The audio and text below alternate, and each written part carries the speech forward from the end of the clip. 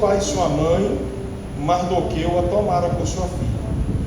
Sucedeu, pois, que divulgando-se o mandado do rei e a sua lei, juntando-se muitas moças na fortaleza de Suzã, debaixo da mão de Hegai, também levaram Ester à casa do rei, debaixo da mão de Hegai, guarda das mulheres. E a moça pareceu formosa aos seus olhos e alcançou graça perante ele, pelo que se apressou a dar-lhes os seus enfeites e os seus alimentos, como também lhe dar 7 moças de respeito da casa do rei. E a fez passar com as mulheres moças ao melhor lugar da casa das mulheres. E o 10 para finalizar, irmãos. Ester, porém, não declarou o seu povo e a sua parentela, porque Mardoqueu lhe tinha ordenado que não declarasse. Está aqui o texto que nós lemos. Eu conto com a sua atenção. O Senhor não é proibido da glória a Deus, mas evite de se locomover nesse momento para que você consiga captar a palavra de Deus. No livro do profeta Daniel, Daniel teve uma visão interessante. Deus mostrou, irmãos, em sonho para um rei, e Daniel foi chamado para interpretar esse sonho. E Daniel viu uma estátua muito alta, cuja cabeça dessa estátua era de ouro, o peito dessa estátua era de prata, o ventre dessa estátua ela era de bronze, e as pernas dessa estátua eram de ferro fundido misturado com os pés de barro. Quando o rei teve essa visão e ninguém conseguia interpretar o sonho do rei, Daniel foi chamado para fazer a interpretação desse sonho, dessa visão do rei. E Daniel orou a Deus, e Deus deu a Daniel a interpretação. Deus disse assim: olha, essa visão que o rei teve, o sonho que o rei teve, são os 4 maiores reinos, os 4 maiores impérios do mundo. São os 4 maiores impérios que tem na história. A cabeça de ouro é o rei Nabucodonosor e a Babilônia, que era representado por um leão com asas. O peito de prata que está nessa estátua, rei, ele é 2 impérios. É o império Medo e os persas, que vão se juntar, e eles estão representados por um urso que fica de pé e tem 3 costelas na boca. O ventre dessa estátua é o império da Grécia, que é o bronze, que é representado por um leopardo alado, que tem 2 asas. Os pés de ferro dessa estátua misturado com barro é o império romano, que foi justamente no tempo que Jesus nasceu. Esse império aí com barro e ferro é o império romano, e uma pedra cortada sem mão vai pegar no pé dessa estátua e vai derrubar essa estátua. A pedra cortada sem mão era Jesus, irmãos. Então Daniel, irmãos, há mais ou menos 500 anos antes do nascimento de Jesus, Daniel teve essa visão. Por que o senhor leu em Ester, pastor, e está dando essa explicação? Porque o livro de Ester está relacionado com o livro de Daniel. Quando a Babilônia estava governando, que era a cabeça da estátua, o ouro, a história diz que o Império Medo-Persa, através de um general chamado Ciro Grande, eles extraviaram o curso do rio Eufrates, que era o rio que passava dentro da cidade da Babilônia. A cidade da Babilônia, irmãos, era a cidade mais poderosa da época e mais bem defendida da época. Então todos queriam conquistar a Babilônia, mas era impossível entrar na Babilônia pela força da Babilônia. Eles eram muito bem protegidos por muralhas e guardas. Ciro, irmãos, que era um imperador persa, ele juntou, irmãos, com o seu exército, extraviou o curso do rio Eufrates, ele baixou as águas do rio, extraviando o rio, de forma que quando os seus soldados entravam dentro do canal do rio, as águas do rio pegavam só nas coxas, na parte da cintura dos seus soldados. E a Babilônia estava fazendo uma festa, inclusive o rei da Babilônia estava fazendo uma festa enorme. O rei Ciro, irmãos, ele entrou pelo canal do rio e pegou a Babilônia de surpresa e tomou a Babilônia. Passou a governar, derrubou o Império Babilônico. O nome desse império era Persa. Com essa tomada da Babilônia, irmãos, os judeus que tinham sido levados cativos para a Babilônia, em 70 anos de cativeiro, esse Ciro aí que Isaías profetizou sobre ele, deu a ordem para que os judeus regressassem e reconstruíssem Jerusalém, que estava destruída. Só, irmãos, que nem todos os judeus regressaram para Jerusalém. Alguns judeus quiseram permanecer na Pérsia sob o domínio de Ciro. E quem é esse grupo de judeus, pastor, que permaneceu? É o grupo de judeus que está registrado no livro de Esther.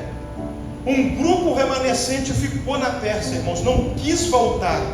Esse grupo de judeus que ficou na Pérsia, no meio deles estava Mardoqueu. E Mardoqueu, irmãos, ele tinha uma prima que era novinha, era uma mocinha, que estava mais ou menos com seus 10 anos de idade. Essa mocinha, irmãos, ela tinha o nome de Hadasa, que significa murta. Só que dentro da Pérsia, dentro da Babilônia, todos os judeus estavam tendo nomes mudados. Então, irmãos, Mardoqueu passou a se chamar, era outro nome que ele tinha, que a Bíblia não revela, ele passou a se chamar Mardoqueu, que é uma entidade da Babilônia, que é Marduk. E Hadassa, que era a Esther, ela passou a ter o nome de Esther, que é um nome babilônico. Hadassa significa murta, Esther significa estrela. Só que ela era uma garotinha, irmãos, no período aqui, ela tinha mais ou menos uns 10 anos, 8 anos de idade. E os pais dela morreram, irmãos, no cativeiro. Então Mardoqueu, que era o primo dela, falou assim: eu vou criar você, Hadassa. Nós estamos no Império Persa, mas eu vou educar você. E os judeus, irmãos, que estavam no cativeiro persa, estavam vivendo em grande pobreza, em grande miséria. E eram muitos judeus que ali ficaram. E essa mocinha chamada Hadassa, ou Esther, ela foi sendo criada no cativeiro muito pobre, vivendo uma vida de miséria no cativeiro. Porém, Mardoqueu, seu primo, que era mais velho do que ela, da tribo de Benjamim, e ela também era da tribo de Benjamim, ela, irmãos, estava sendo educada por esse moço. Quando Esther, irmãos, completou 18 anos de idade, já no cativeiro persa, o rei Assuero, que é chamado na Bíblia também de Xerxes, ou de Artaxerxes, que é o nome grego dele, ele era filho de Dário, que era um dos reis, irmãos, que dominou a Babilônia com Ciro. O reino foi entregue, irmãos, para Xerxes, que a Bíblia chama de Assuero, é o mesmo. Irmãos, na mão de Assuero, o Império Persa teve um domínio enorme. Se você ler o capítulo 1 de Esther, a Bíblia diz que desde a Índia até a Etiópia, 128 províncias eles estavam dominando. Ele ficou um homem tão rico, irmãos, Assuero, mas tão rico, um homem de tanto luxo, que ele olhou e pediu os seus assessores assim: olha, faz uma contabilidade do meu reino para mim e vê quanto de riqueza que eu tenho. Os seus assessores chegou para o rei Assuero e falou assim: Assuero, o maior império aqui é o seu. Você tem 127 províncias. O seu território está vindo desde a África, passando pela Ásia, chegando no Oriente Médio. Você tem 127 províncias. Você está vindo da Índia até a Etiópia, de tanta terra que você tem e de impérios que você domina hoje. Assuero falou assim: e financeiramente? Não tem ouro que não acaba mais em volta do Senhor, prata que não acaba mais. O Senhor é o rei mais poderoso da terra hoje. Ninguém domina tanto como o Senhor. Irmãos, ele ficou tão feliz com essa notícia, o rei Assuero, capítulo 1 de Esther, que ele teve uma ideia magnífica. Ele falou assim: eu estou rico mesmo? O senhor está podre de rico. Então você vai chamar para mim todo o Império Persa. Eu vou dar uma festa no meu reino. Festa, rei? Eu quero uma festa enorme aqui. Eu quero todos os príncipes, os administradores, os generais. Eu quero todos os importantes na festa. E como é que vai ser a festa? Eu quero uma festa de 180 dias de duração. Eu não quero que a festa termine antes de 180 dias. Vai ser 180 dias de banquete, regrado a carne, a vinho, a melhor comida da Pérsia. Todos os dias, mas todas as noites. Eu quero almoço, jantar, eu quero muito trabalho. E tudo feito aqui nas melhores salas do Palácio da Pérsia. 180 dias. O povo ficou indo lá comer, beber. Quando inteirou 180 dias de festa, aí alguém falou: rei, fechou o tempo da festa. 180 dias, hoje é o último dia. Assuero se levantou, meio cheio de vinho, embriagado, virou e falou assim: eu quero aumentar a festa. 180 dias então foi pouco para mim. O senhor quer mais festa? Acrescenta mais 7 dias de festa para mim. Eu quero mais 7. Vai ser 187 dias. Aí eles falaram: aonde vai ser essa? No jardim do palácio. E agora eu quero as esposas dos oficiais e os oficiais comigo no jardim. E eu quero a coisa mais bonita, os melhores enfeites. Eu quero taça de ouro, eu quero vinho, mas vinho que não acaba mais. Eu quero carne para todo lado. Irmãos, veio aquele monte de gente. No 7º dia da segunda festa, o rei Assuero levanta embriagado, com a cara lotada de vinho, parou a música da festa e falou assim: eu quero trazer uma notícia para os meus oficiais da Pérsia. Eu quero que prepare uma passarela no meio do jardim. Eu quero uma passarela toda brilhante, bonita, enfeitada. O que você vai fazer, rei? Eu quero que você chame a minha esposa Vasti. Ela vai desfilar nessa passarela, porque eu quero mostrar para todo mundo do meu reino a beleza da minha mulher. Eu quero que todo mundo veja quem é que casou comigo. Eu quero que todo mundo conheça a beleza e a formosura que tem a minha esposa. O que Vasti estava fazendo, irmão? Vasti estava numa outra ala do palácio, dando uma festa para as princesas. O eunuco do rei atravessou o palácio, chegou na festa das mulheres e falou assim: eu tenho uma mensagem para a rainha. Aí as mulheres falaram assim: rainha, o eunuco do rei está te chamando. A rainha se levantou do trono e foi atender. Quando ela foi atender, ela virou e falou assim: pois não, seu marido mandou a notícia. Qual a notícia? Ele está te esperando lá no jardim do palácio. Para quê? Pediu para você trocar de roupa, vestir roupas reais, colocar coroa, se enfeitar toda, colocar todos os brilhantes de ouro que ele te deu, e ele quer que você desfila numa passarela que ele fez lá. Vasti olhou para o eunuco e falou assim: eu desfilar? Quer que você desfile e se mostre para todo mundo que está lá, porque ele quer mostrar sua beleza para todo mundo do palácio. Vasti falou assim: volta lá e pode falar com o rei Assuero que eu não coloco meus pés na festa dele, eu não vou. Pode dizer para ele que eu estou na festa das mulheres e daqui eu não saio. O eunuco olhou para a cara dela e falou assim: rainha, você tem certeza dessa palavra? Está selada a minha palavra. Pode dizer para o rei que eu estou cancelando o pedido dele. O eunuco, irmão, chegou perto do rei. Um rei rico, autoritário e embriagado. Quem domina, irmãos, o impeto de um homem desse? Quando a rainha chegou perto de Assuero, quando o eunuco chegou perto de Assuero, ele falou: rei, eu tenho uma notícia para o senhor. O que foi? A rainha não quer vir. Ele se levantou, os oficiais tudo perto ouvindo a notícia, e falou assim: como assim? Ela se negou a atender o seu pedido. Ela disse: não sai da festa das mulheres, vem aqui te atender, e que ninguém tire ela de lá. Assuero se assentou, abaixou a cabeça, deu um clima pesado no jardim do palácio. Os oficiais começaram um a cochichar no ouvido do outro, dizendo: ih, rapaz, a rainha desobedeceu ao rei. A outra virava de cá e falava assim: ih, rapaz, o negócio ficou quente aqui agora, deu ruim na festa. A festa perdeu totalmente o clima. Os oficiais terminaram a festa, a rainha terminou a festa dela, o rei foi para os seus aposentos descansar. Os oficiais falaram assim: vamos esperar o rei descansar. Quando ele sair do aposento dele, nós vamos ter uma reunião com o rei. Quando o rei melhorou do seu vinho, juntaram com o rei na sala do conselho do reino. Chegou os sábios e os entendidos, sentaram com o rei, colocaram o rei na mesa redonda e falaram assim: rei, nós estamos com um problema grave aqui na Pérsia. E o rei falou assim: qual o problema? O senhor se lembra do que aconteceu na festa? Ele disse assim: algumas coisas sim, algumas não. Ele disse assim: pois é, a sua esposa, a rainha Vasti, ela deu um não na sua cara. Ele falou assim: como é que é? Deu um não na sua cara. Que não? O senhor mandou chamar ela para desfilar na passarela, porque o senhor queria mostrar ela para todo mundo, e ela mandou uma notícia muito mal educada para o senhor. E o rei parou e olhou e falou assim: ela fez isso? Fez. E tem mais, rei. Nós estamos com um grave problema no nosso império agora. Qual o problema? Isso vai dar direito a todas as mulheres do reino. a fazer o mesmo com os seus maridos. Está tirando a moral e a autoridade de todos os homens do reino. Então nós viemos aqui para te dar duas sugestões para resolver o problema. Tem dois caminhos para o Senhor.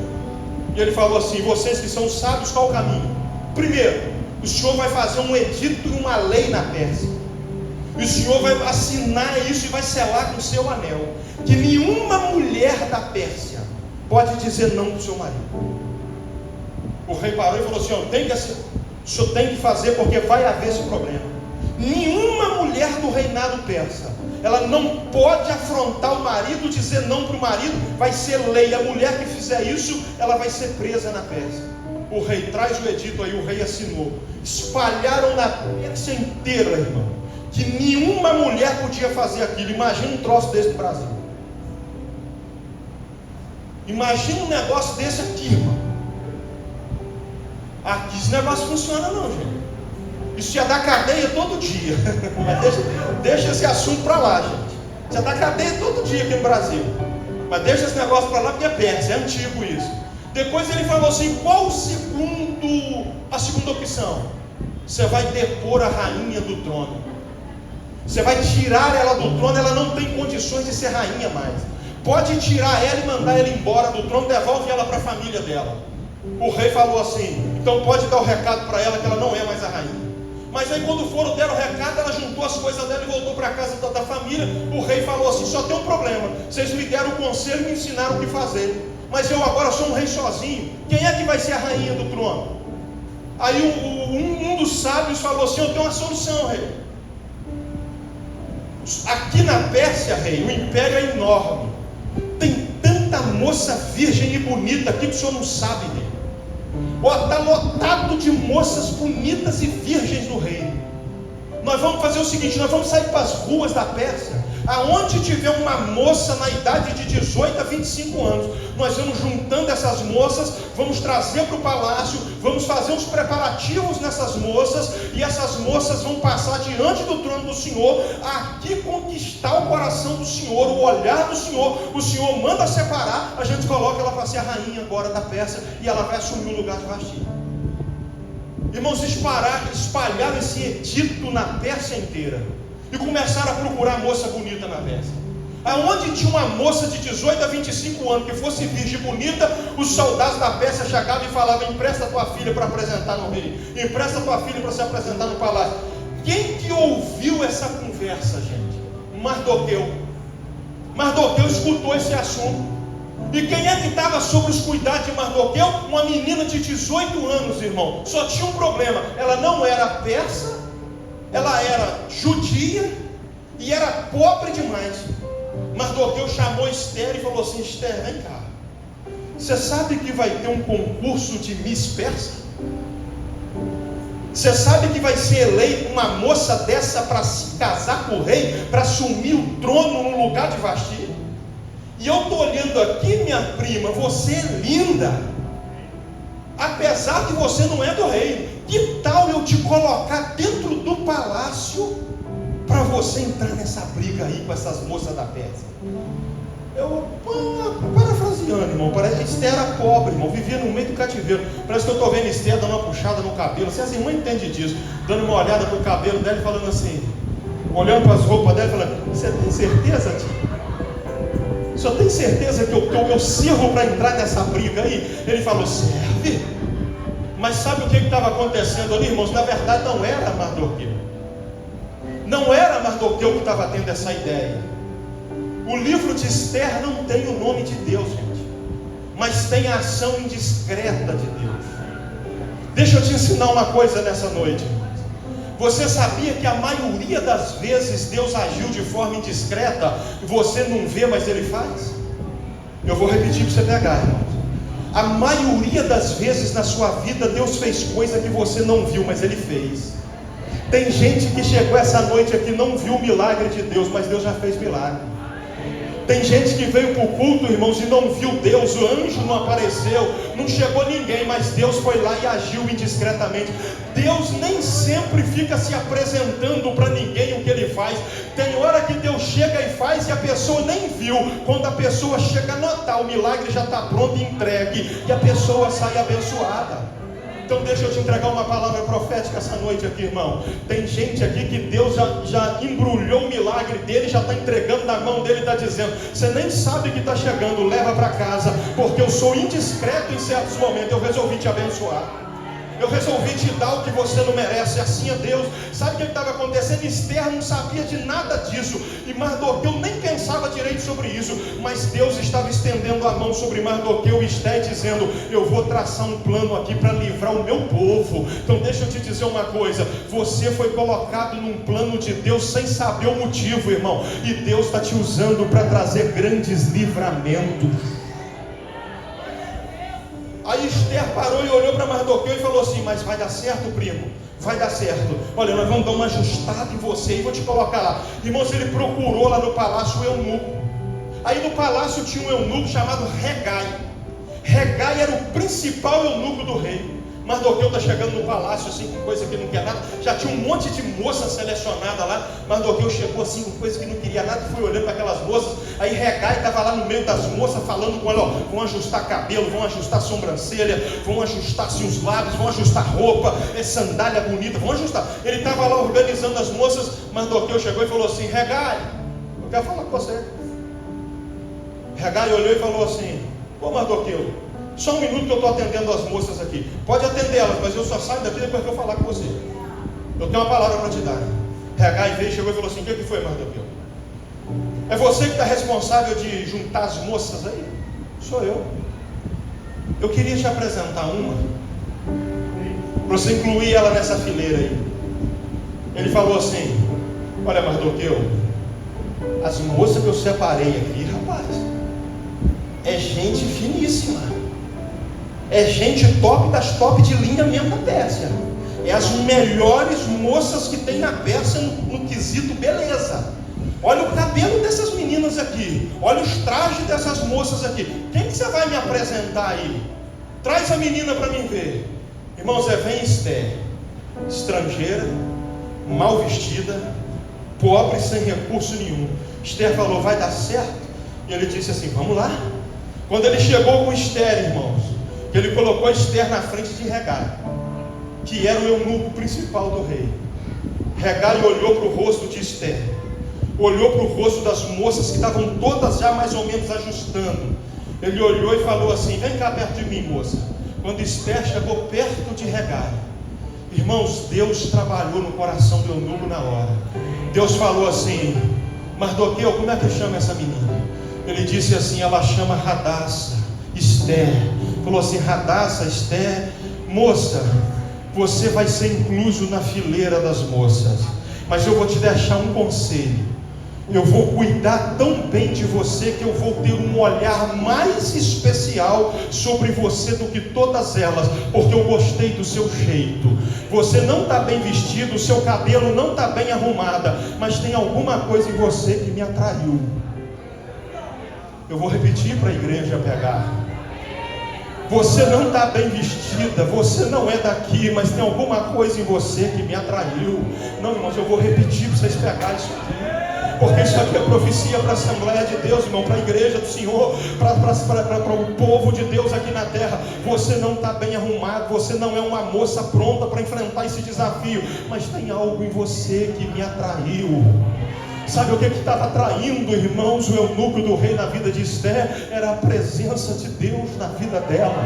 Irmão, deixa eu te dizer uma coisa: a presença de Deus que está na tua vida atrai, a presença de Deus chama a atenção, a presença de Deus na tua vida que faz o diferencial acontecer. Você não é melhor do que ninguém, você não é porque você possa ter algum dinheiro, porque você se veste bem, porque você tem carro. Não, tem muita gente que tem carro, que se veste bem, tem casa na praia e não atrai nada e nem por nada. E tem gente, irmãos, que às vezes chega em casa e está faltando até o arroz com feijão, mas quando alguém conversa com ele é atraído à presença de Deus, porque o importante é a presença de Deus, irmão. E tem crente essa noite aqui que ele tem a presença de Deus, ele atrai pela presença de Deus. Esther falou assim: eu aceito o desafio, eu entro nessa. Você entra, entro. Eu vou cuidar muito bem de você, Esther. Eu vou te atender melhor do que todas as outras moças. Eu gostei tanto de você que vou te atender. Era Deus que estava agindo nas entrelinhas, irmão. Era Deus que estava agindo de forma discreta. Ele falou assim: só tem uma coisa, Esther. O que é? Você não pode. Presta atenção nisso aqui, igreja. Olha o conselho que ele deu para Esther. Eu entendo tudo de beleza. Você não pode me desobedecer. Você tem que seguir tudo que eu te instruí. Não saia da minha instrução, porque você vai ser inserida nos termos do rei. Você vai ficar no palácio do rei. Você vai ficar nos limites do rei.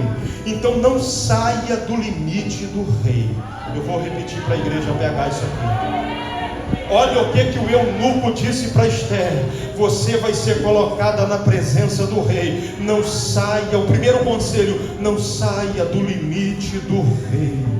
Eu vou repetir porque isso aqui é profecia para a igreja. Não saia do limite do rei. Igreja do Senhor, esta noite o mundo está forçando a barra. As pessoas estão nos apertando a pecar. Tem gente que está forçando em cima da nossa mocidade, em cima das nossas irmãs, dos nossos obreiros. Só que você está colocado, irmãos, nos termos do rei aqui essa noite.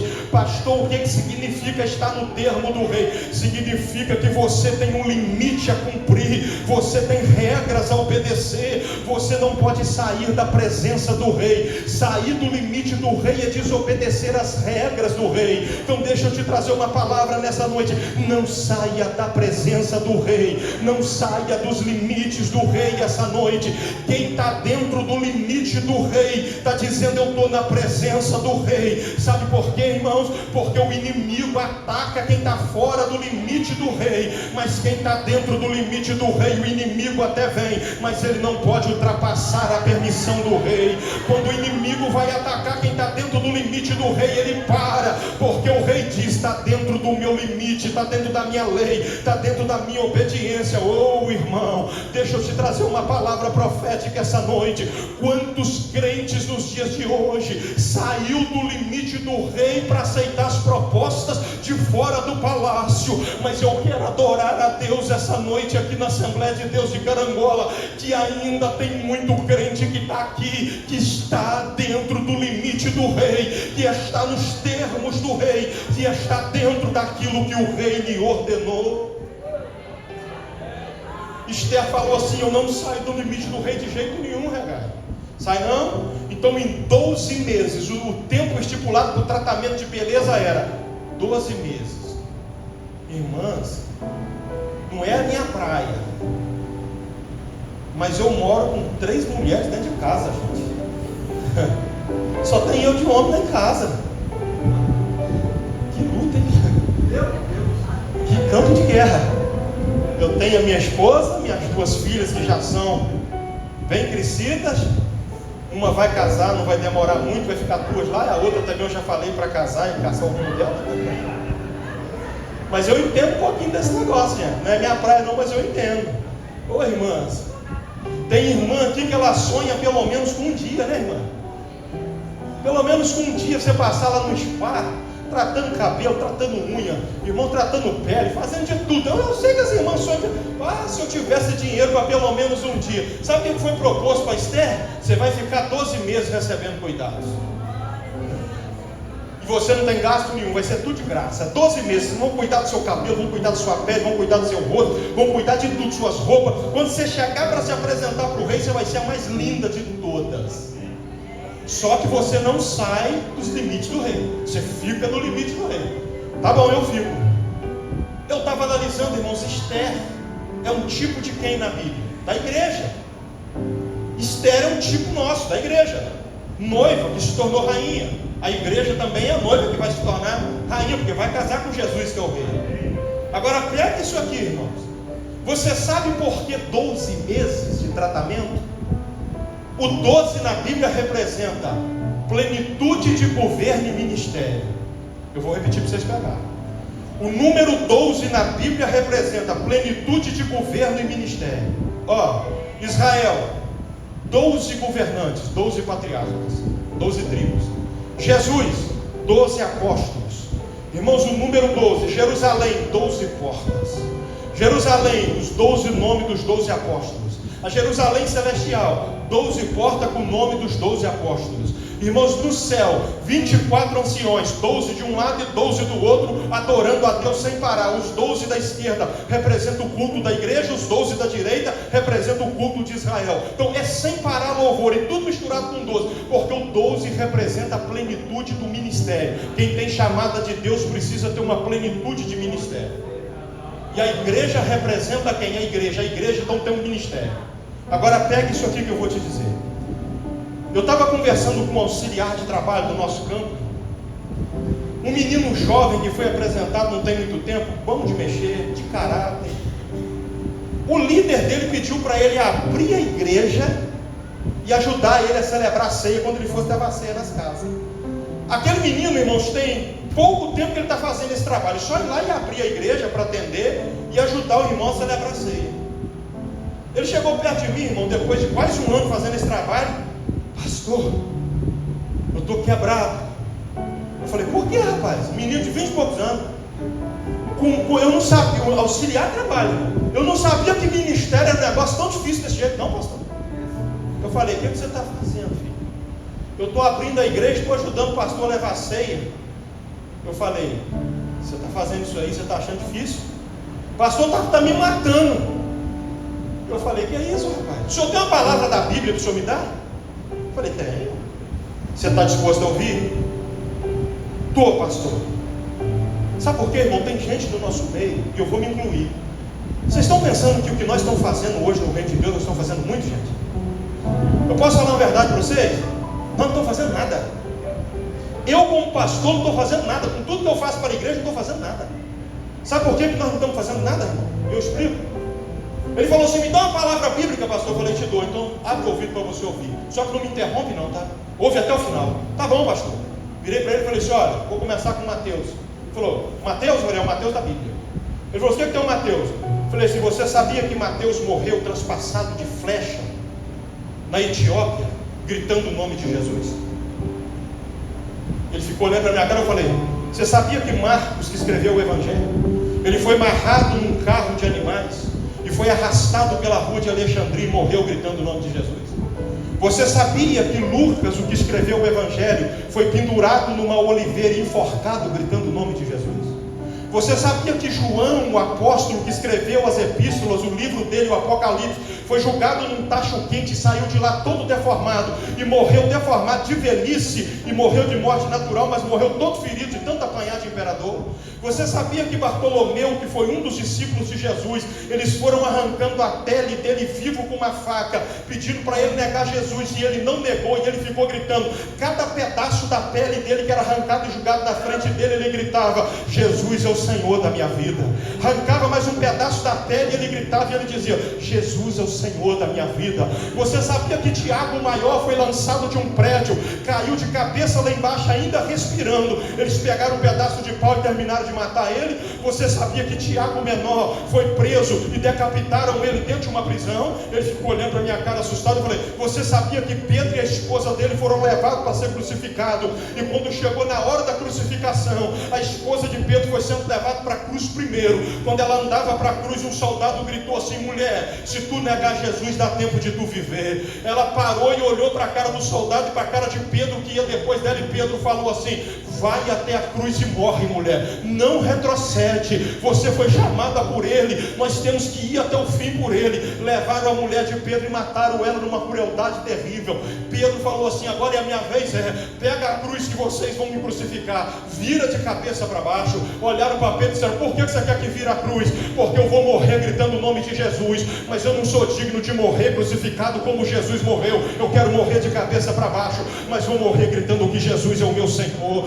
Pegaram Paulo, levaram Paulo numa praça, o imperador do lado, o imperador falou, Paulo, se tu negar Jesus, eu te deixo vivo. Paulo falou, manda o soldado levantar a espada, deixa a minha cabeça rolar no no chão, mas eu vou morrer orando e dizendo que Jesus é o Senhor. Quando eu estava chegando no final dos apóstolos, o rapaz estava chorando e estava dizendo, e eu reclamando, pastor, de abrir uma igreja, e eu reclamando de ajudar a entregar uma santa ceia. Irmão, e eu te pergunto nessa noite, você está reclamando de quê? Você está questionando o quê? Você está questionando de vir num culto? Você está reclamando de ir numa visita? Você está reclamando de ir ali orar pelo irmão? Você não foi chamado para ficar reclamando. Tem gente que morreu por causa do Evangelho, para que o Evangelho chegasse até nós, para que nós hoje estivéssemos aqui adorando o nome do Senhor. Então nós temos motivo essa noite, igreja de Carangola, de levantar as nossas mãos para cima e começar a dizer: Jesus, eu não mereço, mas o Senhor me deu graça, o Senhor usou de misericórdia, o Senhor me abençoou. Oh, irmãos, eu estou te trazendo uma palavra de reflexão essa noite. Você ainda não fez nada pelo reino de Deus, mas que tal pelo menos, irmão, essa noite você adorar o Senhor? Que tal você levantar a tua mão direita? Levante a tua mão direita, irmão.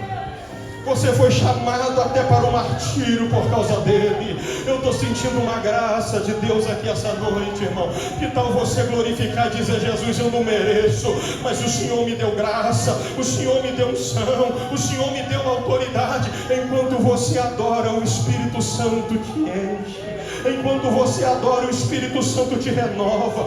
Enquanto você adora, o Espírito Santo trabalha. Não reclama do que você faz na igreja. Não reclama porque você limpa a igreja. Não reclama porque você pega um copo d'água para alguém. Não reclama porque você vem para a igreja, se assenta, irmãos, num ar fresco, ouve som de microfone, ouve instrumento, e você está reclamando do quê? Tinha gente que morreu gritando o nome de Jesus sem parar, entregou a vida adorando a Deus. E eu te pergunto nessa noite, irmão, você pode adorar o Senhor comigo aqui?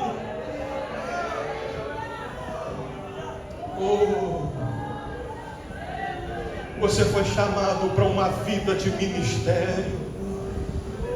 Eu vou terminar minha palavra. Você foi chamado para ser adorador. Você foi chamado para ir até o fim da história, irmão. Você não foi chamado para ficar no meio do caminho parado olhando. Você não foi chamado. O sangue que foi derramado antes da gente para que o Evangelho chegasse na gente foi sangue precioso demais, gente. Quando eles começaram a fazer aquele tratamento de beleza em Esther de 12 meses, eu termino aqui. 12 meses de tratamento, irmão. Tem uma coisa bonita nesse tratamento que Esther faz. O eunuco ensinou para Esther assim: olha, Esther, você pega um ramo de mirra. Isso é um tratamento de beleza daquela época. Hoje as coisas estão muito modernas, mas naquela época era assim. Você vai pegar um ramo de mirra, Esther. Você vai colocar entre os seus seios. Vocês lembram que Esther é um símbolo da igreja, tá? Você vai colocar um ramo de mirra entre os seus seios. Você vai cobrir esse ramo de mirra. E depois eu vou te lavar em óleo de mirra, para tirar toda a mancha da sua pele. Eu vou repetir para a igreja pegar. Esther representa a igreja. Ela ia tomar um banho de mirra para que as manchas dela desaparecessem. E ela tinha uma murta de mirra que no meio dos seios ficava tampada. O que representa isso, pastor? Você foi lavado no sangue do Cordeiro e toda a mancha está sendo tirada. E o que representa esse ramo de mirra no meio dos seios da moça? A mirra, ela amarga. O gosto é amargo, mas o cheiro é suave. Eu vou repetir. O gosto é amargo, mas o cheiro é suave. Ficava onde, pastor? No meio dos seios, do peito da moça. O que isso representa, pastor? A igreja, tipologicamente, ela tem um ramo de mirra no seu seio. A igreja de vez em quando sofre uma amargura terrível, mas o cheiro da igreja, aleluia, o cheiro, o perfume que a igreja exala, o cheiro da igreja é suave. O cheiro da igreja, irmãos, é uma carta aberta de um testemunho vivo dizendo: Jesus morreu, ressuscitou, é assunto no céu, nos batizou e nos encheu Espírito Santo. Irmãos, é por isso que ser crente, ser cristão é diferente das outras religiões. As outras religiões sofrem amargura e não tem recurso. Um crente sofre amargura, mas ele cai de joelho no chão e exala um cheiro suave. É o Espírito Santo dizendo: você está passando por amargura, mas eu estou te enchendo da minha graça. Eu estou te enchendo da minha graça. Tem gente essa noite aqui que chegou preocupado, triste, amargurado nesse culto. Só que o Espírito Santo está sendo derramado essa noite e está enchendo você da graça, está enchendo você da presença de Deus essa noite. Cantora Cláudia, vem cá adorar o Senhor. O Espírito Santo está sendo derramado na vida de crentes aqui essa noite. Deixa eu te dizer uma coisa: não tem coisa mais bonita, irmão, do que um crente nos dias de prova, de joelho no chão adorando a Deus. Satanás olha com as hostes da maldade dele e diz assim: esse camarada está doente, esse camarada está passando luta, esse camarada está enfrentando problema, essa mulher está cheia de enfermidade. Mas olha da boca dela como sai um louvor, olha dos lábios dela como sai uma adoração perfeita. Olha como é que esse jovem adora o nome do Senhor na minha presença. A coisa está complicada, mas a igreja está adorando. O mundo está atribulado, mas a igreja está adorando. O mundo está doente, irmãos, mas a igreja está adorando. O mundo está passando por consequências terríveis, mas a igreja está adorando. O mundo está enfermo, irmãos, em muitos lugares tem até podridão de pecado, mas você está nas regiões celestiais, com as mãos estendidas, dizendo: Senhor, eu te adoro, Senhor, eu glorifico o teu nome. E deixa eu te trazer uma palavra profética essa noite. A igreja que vai subir no arrebatamento, ela não vai subir calada, a igreja não vai subir com a boca fechada. A igreja do arrebatamento vai subir cantando, vai subir louvando. Eu não sei qual vai ser o louvor do arrebatamento, mas eu sei que uma multidão de gente vai deixar esse mundo e vai subir com um louvor novo na boca, adorando e bendizendo o nome do Senhor. Então que tal essa noite vocês aproveitar o embalo com a irmã Cláudia e abrir a tua boca e começar a adorar o nome do Senhor? Aproveita o momento e adora o nome do Senhor.